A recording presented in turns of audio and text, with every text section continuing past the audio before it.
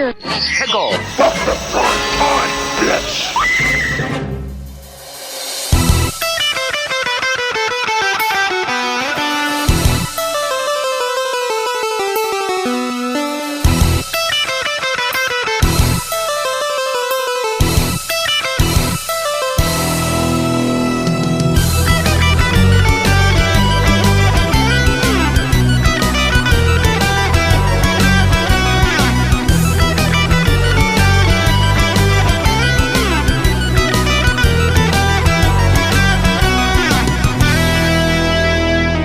Hello and welcome back to another episode of This Week in Geeks Prototype.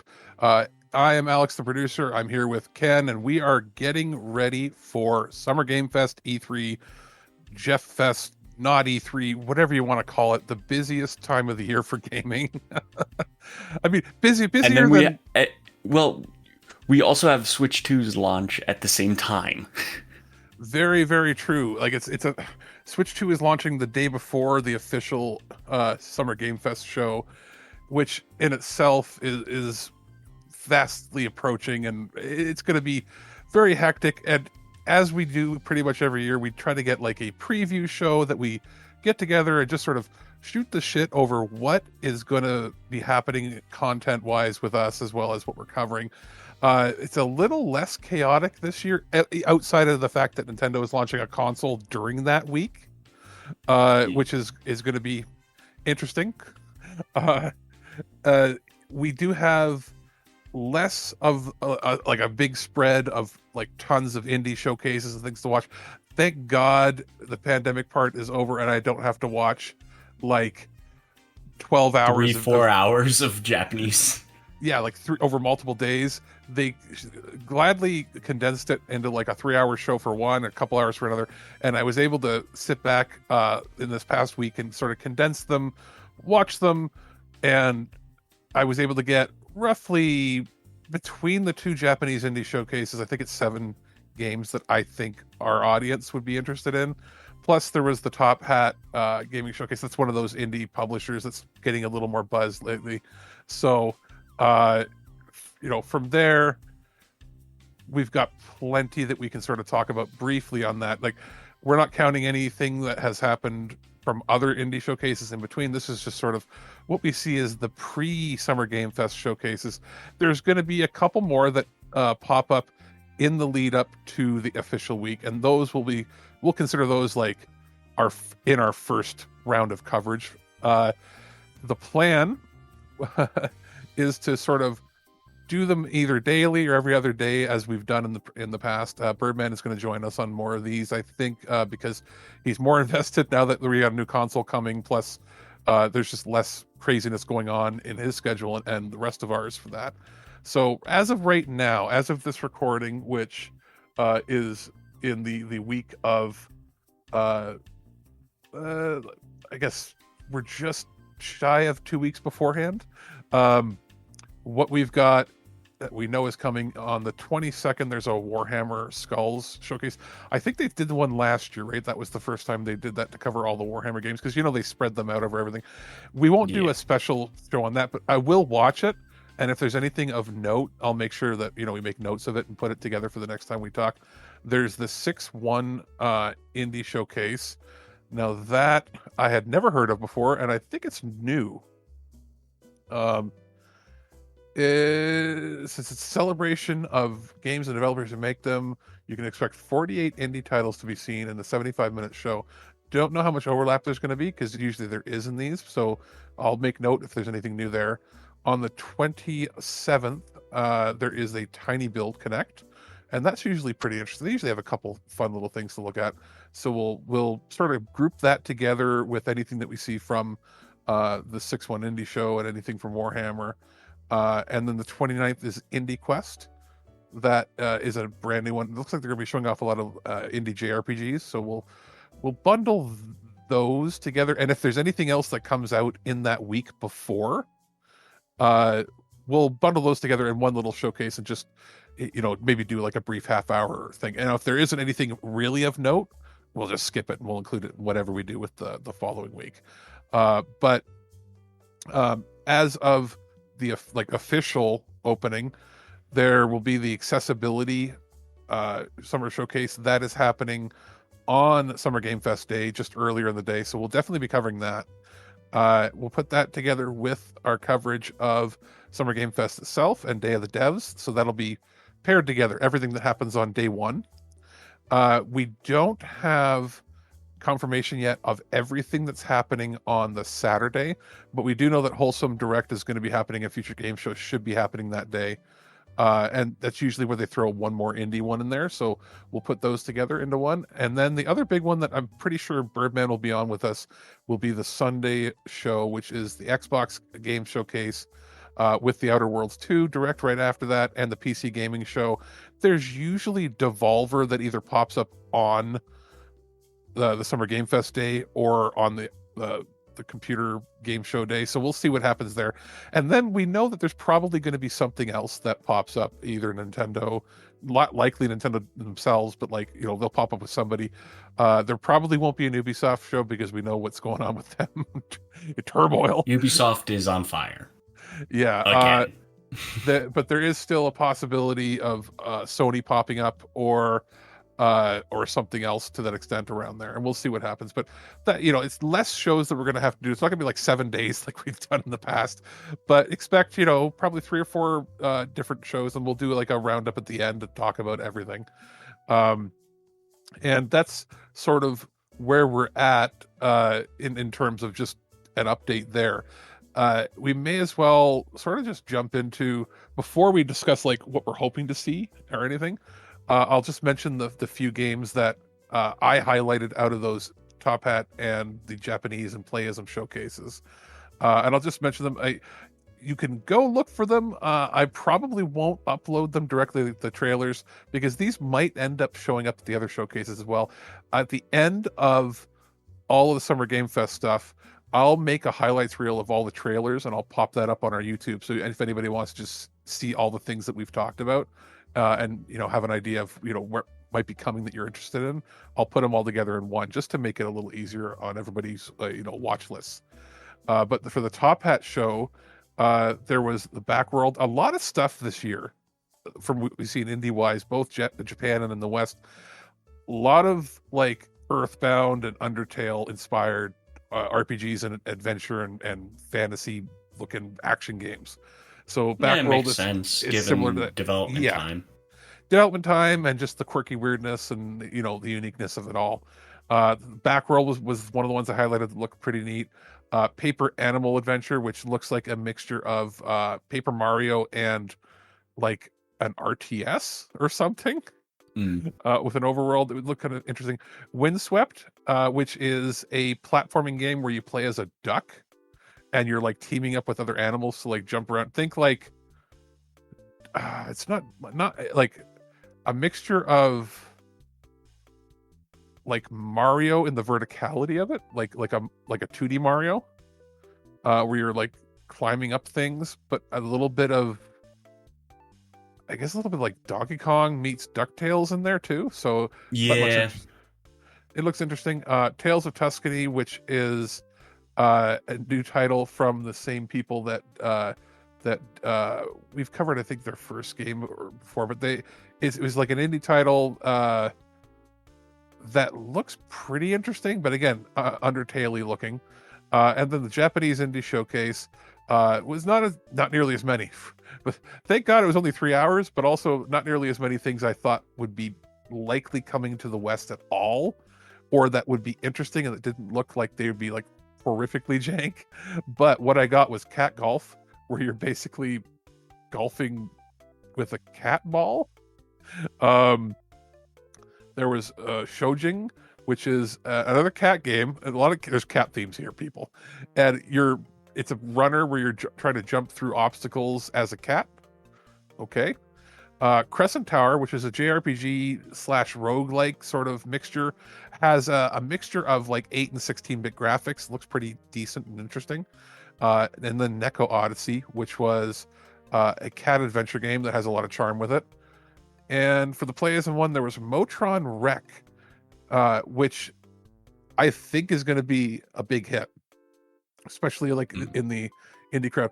That is the game. It looks like almost like a ZX Spectrum, or Yeah. like a much older style, like almost, what do they call that, like 1-bit graphics or 2-bit or whatever graphics, where it's very hyper. It would look great on an OLED screen, basically. Like almost like 8-bit European computer game, but you're jumping around, and the big deal here is you record your motions. So like if you're like so many seconds of your motions, like I'm going to jump across this bridge and up on a wall, and you can press record, and it'll record those steps that you did. And then when you hit a part of an area that you have to platform over that you can't jump, you can replay that move, and it will move you across in the same motion up to however many steps you took. And so it's going to be like a puzzle platformer, figuring out how to maneuver it while using moves that you recorded earlier. So that looks pretty interesting. It's hard to explain it, but if you see it, you're like, oh, I get it. Then there was Skatebard Night, which is a side-scrolling, almost like a shoot 'em up, but you're a knight who is on a skateboard shooting at enemies as they come towards you on the screen, which looks interesting and weird. And then Nitro Express, which was a Metal Slug-like, very cool looking, a lot of like weird transformative mode 70 type stuff happening on the screen with a little bit of 3D thrown in for good measure. Pretty interesting stuff. Fun little indie stuff, nothing major, but stuff to keep an eye on. And again, these are all things that both I think would be interesting to our listeners here, as well as just something that I think will actually come out in the West, because there was a lot of stuff where it's like, ooh, that's not going to come out. I just don't see it, or it's going to get buried and it doesn't look like it's super interesting. But that's sort of where we are for like the early stuff. It wasn't like a crazy amount that I wanted to talk about, but it was mostly just like, hey, we're getting started. We're sort of, this is where we're at. We know we'll be having independent coverage beyond the stuff that we do for Summer Game Fest on the Nintendo stuff, because as long as the stock is here, we will be doing like either a midnight or day of pickup of the Switch 2 and giving our impressions of it on that weekend at some point. I'll see how we can schedule it, because I can't say that we've secured consoles until we actually have them in hand, right? So with how things are going, right? So we'll see from there. But like, is there anything, I guess, because this is a very short show, we're just sort of doing an intro here, is there anything that you're hoping to see at Summer Game Fest that you think we'll see? I mean, honestly, Microsoft's got a lot to answer for. Yeah, that's true. They've got some titles that we already know are coming. Obviously, Outer Worlds is getting a whole big showcase at the end of their event. But I think we're probably gonna see Fable. Okay, There's rumors that Master Chief Collection is coming to everything else and is getting ported to PlayStation as well as Switch 2. You think that'll be a big surprise if they have like you see the Switch 2 logo and then Microsoft pops up right after that in one of the trailers? Yeah, I think they're gonna more highlight that it's coming to PlayStation, but it's also coming to Switch 2, kind of thing. I think the more, yeah, because they literally just announced as of this recording that Hellblade 2 is coming to PlayStation in the next couple weeks or months or so, sometime this summer. I didn't even know that. But I think you're right. I think where we would be, you'll see like it coming, and it'll have the multiple logos. You'll be like, oh my god, it'll be like when Horizon Lego popped up, and at the very bottom it showed Switch, and they didn't like overtly say it. But what I do think that they might highlight and show is they might show what I wouldn't be surprised comes over to the Switch is the Rare Replay collection. Rare Replay would be a huge... That would be something I could see them doing and popping up with like a Nintendo Switch, like, the snapping at the beginning of the trailer showing, and then all it shows is like Banjo at first, and then it opens up to show that it's the collection, or if not the same collection, just a collection of the Rare games that were specifically like Nintendo. N64, Nintendo, or just N64 era stuff or something, and they'll call it that. But it might not be the Rare Replay, but it would be all of those games for NSO. Mm. I mean, they've already said that there was one of the, like KI just got put onto NSO. Yeah, so I I wouldn't be surprised then if we see like the modern Killer Instinct gets ported. That would make sense. And that's like what, $20, I think. Yeah, like Last they time I would probably checked. do like a thing like, hey, here's here's all the content they've ever released for it, plus we're adding an extra character or two, and then they'll bundle it together on Switch and they'll charge like $40 because that's what they'll do. Yeah. And people will buy it thinking it's a new game because they forget that it's been available for years. Because it's Nintendo. Yeah, exactly. So I could see that. The other thing I could see if we were going to get more Microsoft on the Switch itself is they might. Oh, a weird outlier might be, what was the Ratchet? No. What was the not Ratchet? What was the not great Banjo game that was Xbox 360? Lucky Tale, I think that's already on Switch. No, not Lucky Tale. No, the Banjo, like the actual Banjo game. I think it was a 360 Nuts title. and Bolts. That's it, Nuts and Bolts. Yeah, I was thinking Ratchet and Clank, but no, it's yeah, Nuts and Bolts. I could see them doing a port, like doing like an enhanced port and being like, look at this classic game, and they'll be like, people like classic, but I could see them doing something. I mean, stupid technically, it would be considered classic because 360 is retro now. I know, right? So I could see that. I also would not be surprised if we see another PlayStation game get announced for, like, if they do like another Lego game or another thing. I could see that being a multi-platform game from PlayStation and being surprised at it. But it won't be like, you're not going to get Astro. They're not putting that over. But if they do another collaboration with Lego or another, something else, I wouldn't be surprised if they're like, if we see a trailer for like MLB saying that, hey, by the way, there's going to be an enhanced version for Switch 2. Like, you might see stuff like that pop up. Yeah, we'll see a bunch of Switch 2 big, like, hey, we're porting this to Switch 2. Okay, cool. Yeah.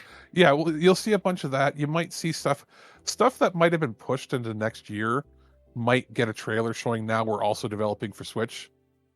Yeah. I mean, it won't be it won't be GTA. It's too big. Truly. Yeah, GTA, it would involve way too much. There is around the grapevine that Red Dead 2 is coming to Switch 2.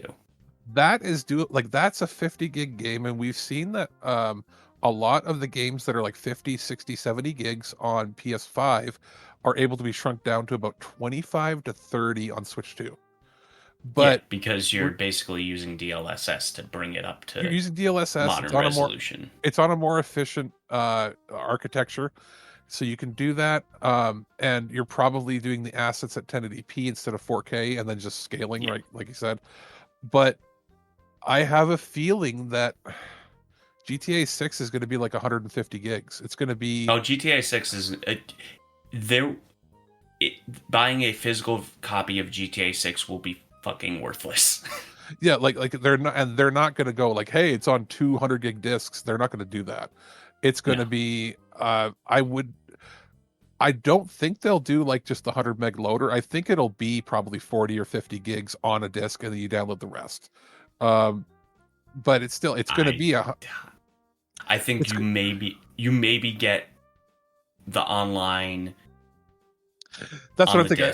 I'm thinking the online, like the mode will be included on the disc so that you can copy that over while it downloads the rest. Yeah. But I also see there is no way that game is less than 150 gigabytes. And even if you were to shrink it, you won't be able to shrink it to the point where it's reasonable. Even on like if they somehow, I mean, look, the enhanced edition for GTA 5 is almost 100 gigabytes. Exactly. And that game is something that I could see them going, hey, here's a Switch 2 copy, and you could fit that on a 64 gig card. Yeah. You like they literally they could. I just don't think that they would now. It's too close to the release of the like how much of a slap in the face to Nintendo would it be if, hey, you can't run our game, so here's the old one from 12 years ago. Or they'll do. There is rumors that, hey, 6 isn't ready, but here's a remake of 4. That works because that is retro then, right? Yeah. You know, because you're not And getting the oldness, you're getting the old hotness. yeah, I mean, to be fair, 4 is my personal favorite.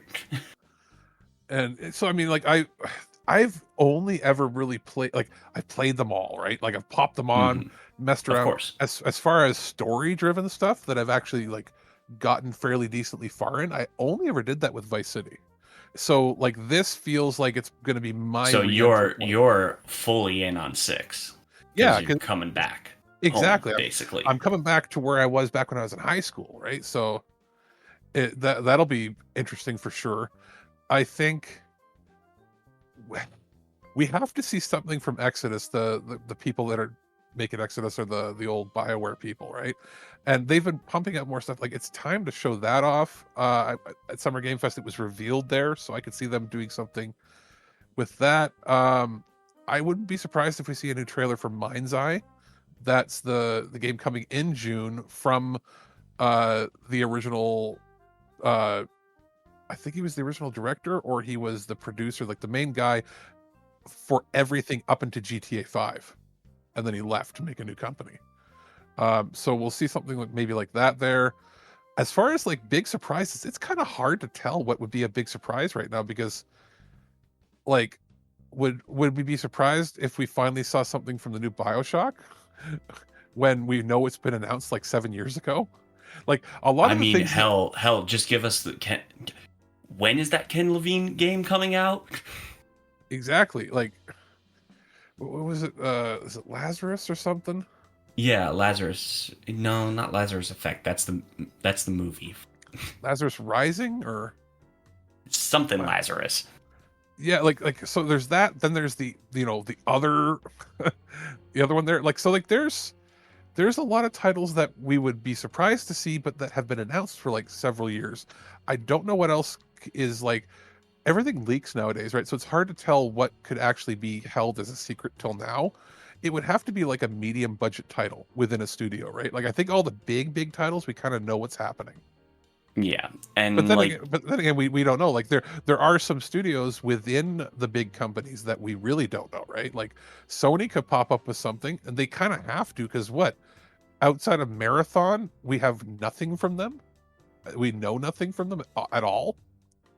I mean, and then also Fair Games just got pushed for a full year.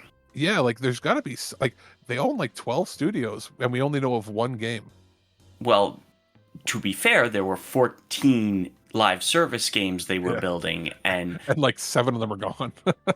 Well, seven of them are gone, and then they realized, oh, maybe Bungie doesn't know what the fuck they're doing.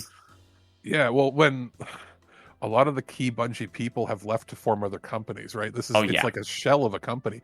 The people that are left are the people that know how to keep Destiny going, but not how to make anything new. Well, also the fact that like the entire C-suite is just, they're basically, here's the thing that came out apparently.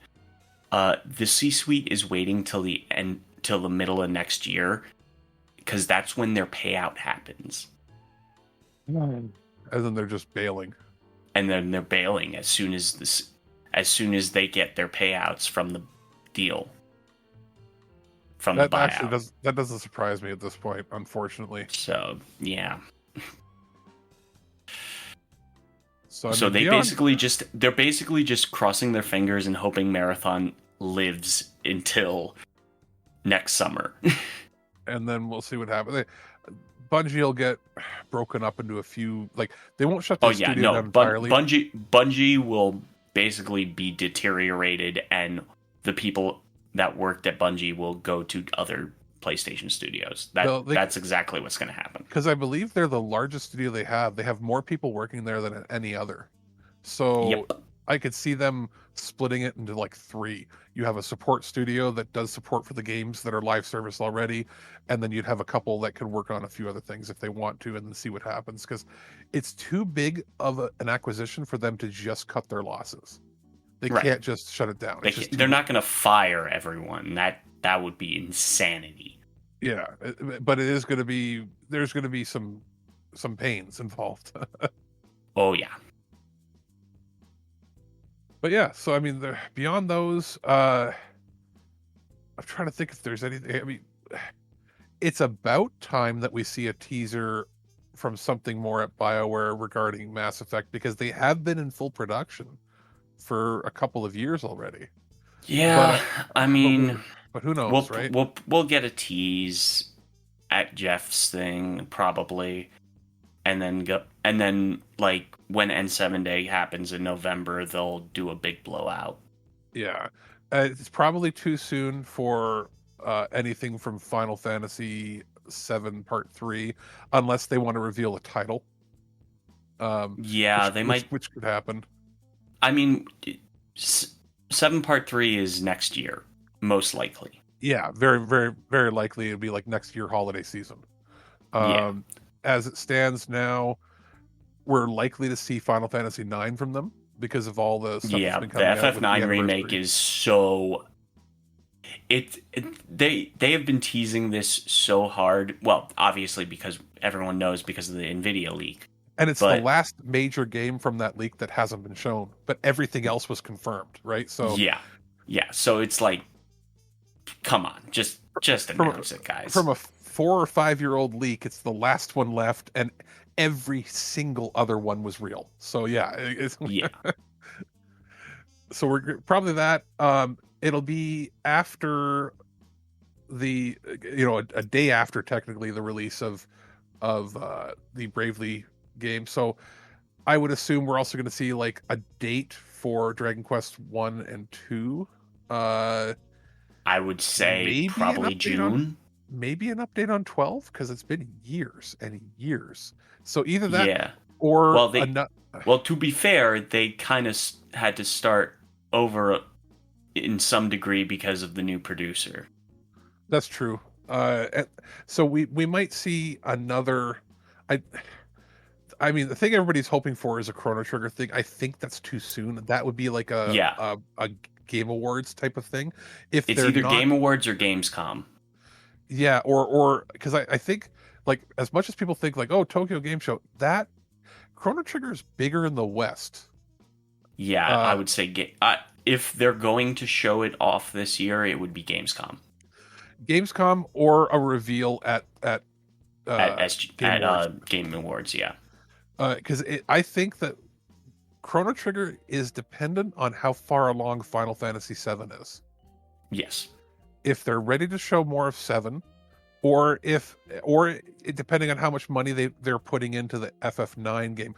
If the FF9 game is much higher budget than we're expecting, you won't see Chrono Trigger for another year at least. If it is more of like a hybrid AA title, then it's still possible to see it. And then beyond that, I don't think that Square has much else. Like, they're not showing Kingdom Hearts, people. Like, they're Kingdom Hearts. They literally just canceled the mobile game. Yeah, Kingdom Hearts is like a 2027, 2028 title. That'll be after FF7. Yeah, Part 3. Like the only thing that could be possible with it is if they determine that they really need to pop sales for a year, and you'd have like one half of the year for Final Fantasy and one half of the year for Kingdom Hearts. They would not be releasing anywhere within each other's reach within 6 months. Yeah. And then from Sega, I'm hoping that we see something from Persona. It's been long enough. It's been in development for 5 years. Yeah, we will get a teaser Persona sometime this year, whether that be at SGF or at Game Awards. I suspect there'll probably be a trailer for the Raidu game, maybe a teaser for the second Raidu game. because they're not going to just do the one game on Switch. They're going to do Yeah. both. Uh, They'll put both out. it could be, um, they could do something else, but I mean, it might. there is also the Persona 4 remake that they've got that is almost assuredly happening because they've got all Yeah. the URLs and stuff. Yeah, so I mean, my ideal would be them, doing a remake, a reimagining in the modern style for 1 and 2, but that's probably a few years off. But Oh yeah, we've seen other companies starting to do that. We've got the Legend of Heroes is getting the remake of In the Sky Part 1 in the fall, and that's like a completely different style into the modern way. So companies are doing that with their AA titles. It's just it depends on resource management there at the Persona team, right? So I mean what, given the fact that the P3R was running on Unreal, they've got the bare bones of it. yeah, and the engine initially So- for 3 and 4 were basically the same, just revisions of each other. So Yeah. it's a lot easier to, once you've built that up and they've shown how it works, that they can easily do it. 4 is a more robust game than 3. It's not just the one tower you keep going through with random generated. It is going to have to deal with the multiple castles. So, Well, but also those castles were randomly generated. yeah, they weren't, and if they keep that style, it'll be fine. Because 5 Basically, is the just hard take one the because assets. 5 was the bespoke, everything was meticulously crafted, right? So that's Yeah. why 6 is taking so long. Yeah. Uh, And I mean, look, six is going to be most likely the main color is going to be green. That's what everyone's assuming. oh yeah, because we've had blue, we've had yellow, we've had red. Yeah, so we're assuming green is the next color on that color wheel, basically. Yeah, because I think back in the day, 1 was, if you wanted to give it a color, it's black. Yeah. And then 2, because it was split into a couple, very similar. Like, not that they have to be color themed, but they sort of were. One of them was kind of reddish themed, and then one was another. But like, I guess after this, what are they going to go with? Purple or something? Who knows? But it is something that it was very distinct, that like the art style, was based on either a primary or a secondary color. Yeah. It's going to be I mean, Persona is going to be a big pop regardless. Yeah, and Persona anything. If we don't see anything from Persona here during Summer Game Fest week, we will likely see something from Yakuza.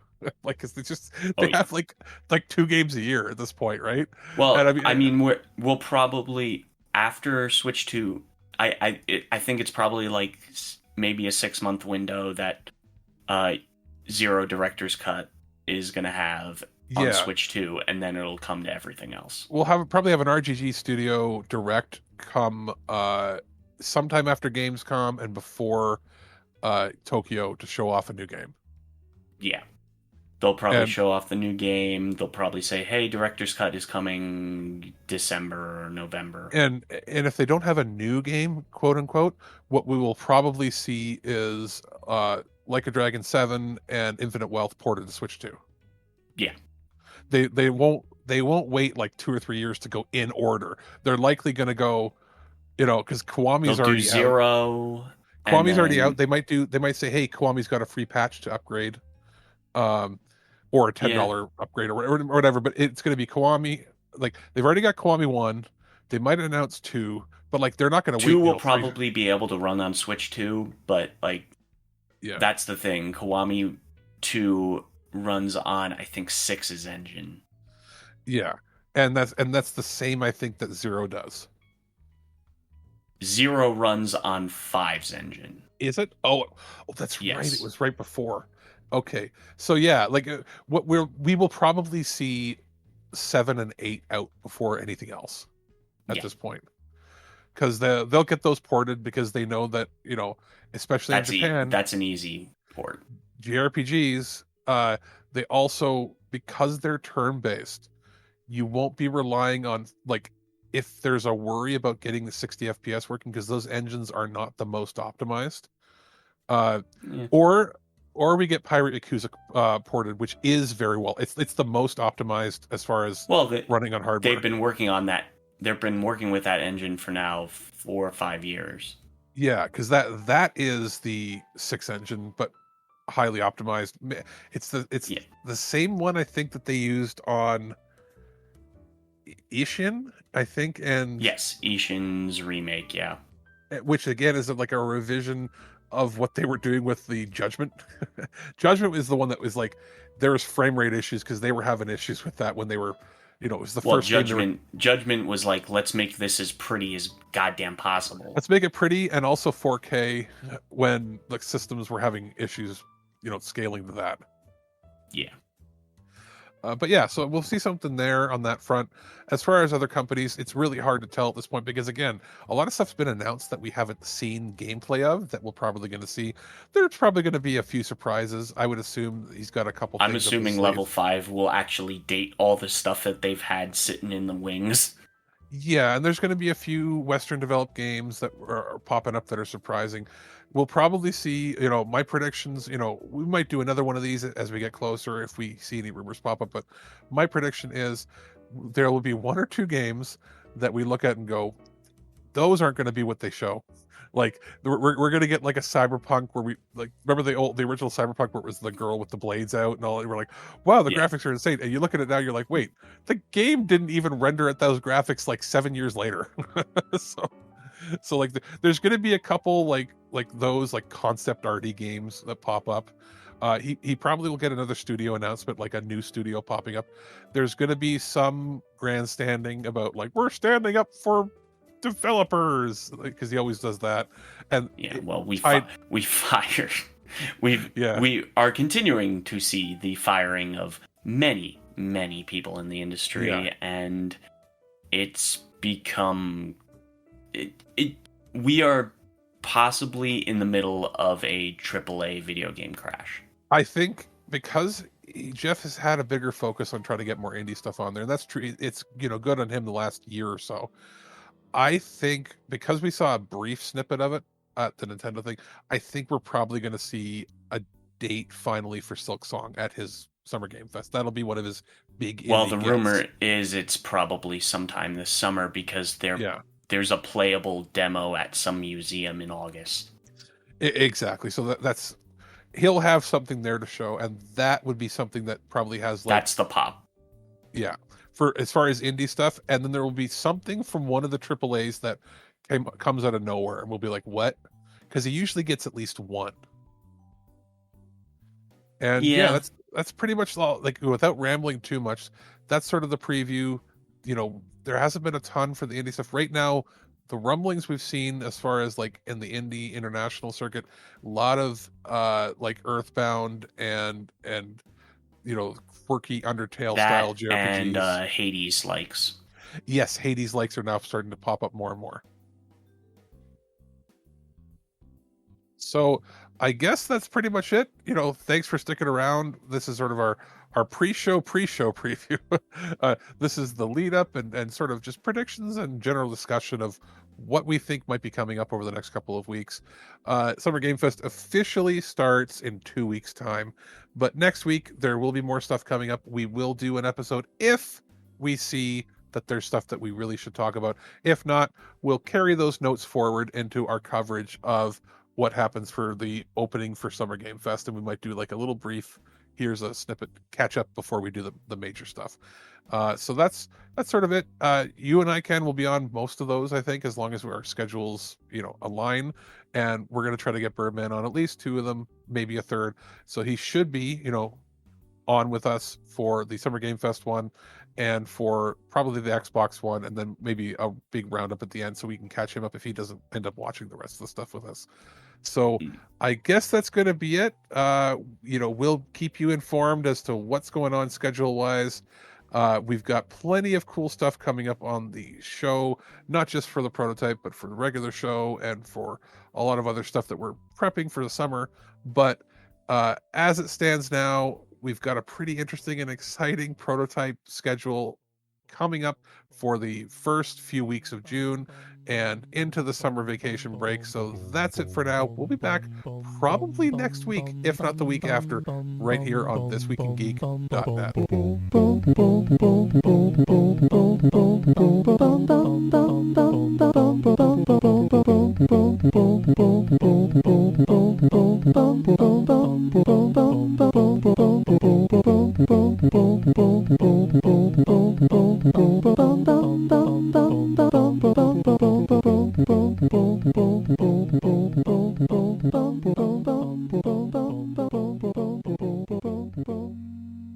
At no point in your rambling, incoherent response were you even close to anything that could be considered a rational thought.